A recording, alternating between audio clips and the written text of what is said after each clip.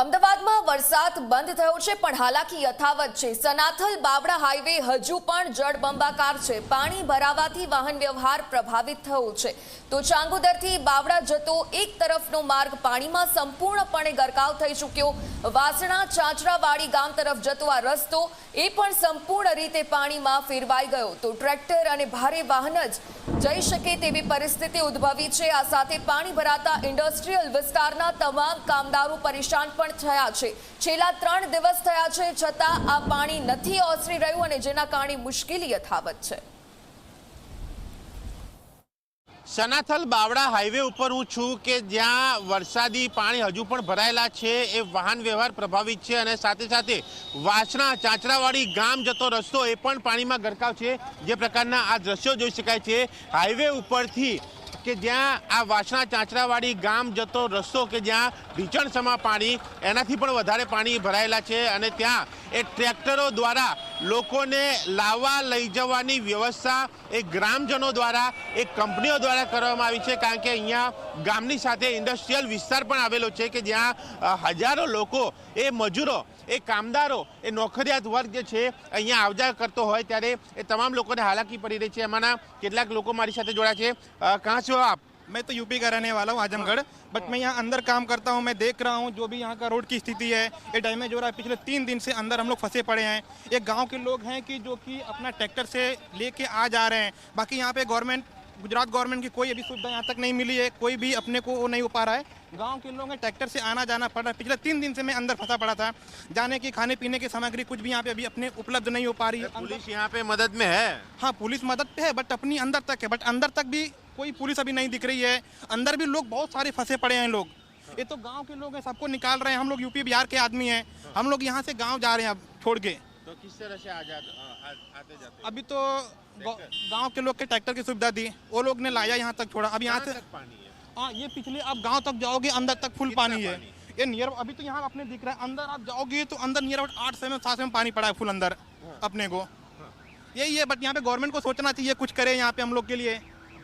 એટલે સરકારે એક અહીંયા કંઈક કરવાની જરૂર છે એવું લોકોનું કહેવું છે ને મારી પાછળના એ દ્રશ્યો જોઈ શકાય છે કે જે આ ચાંગોદરથી બાવડા જતો આ હાઈવે જે છે એક તરફના હાઈવે ઉપર જે પ્રકારે આ પાણી ભરાયેલા છે જેને લઈને એ 4 વ્હીલ ગાડીઓ જે છે એ અહીંયા નથી જઈ શકતી।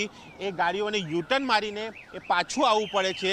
માત્ર ટ્રકો અને એ ટ્રેક્ટરો એ જ અહીંયાથી પસાર થઈ શકે છે કારણ કે ભારે વાહનો છે એ ઊંચા વાહનો છે અને એ ઊંચા વાહનોને લઈને તેઓ નીકળી શકે છે પાણીમાંથી માટે તેઓ જઈ રહ્યા છે। તેમને જવા દેવામાં આવે છે। અહીંયા આ મહિલા બાળકો સાથે આવે છે। ક્યાંથી આવો છો આપ? हम ही चाचरवाड़ी से, यहीं से पास से, इसी चौराहे से। गांव से हो? हाँ, गांव से। कितना पानी है? पानी घुटने घुटने तक है अभी तो। अभी घुटने घुटने तक है पानी। क्या क्या दिक्कत है?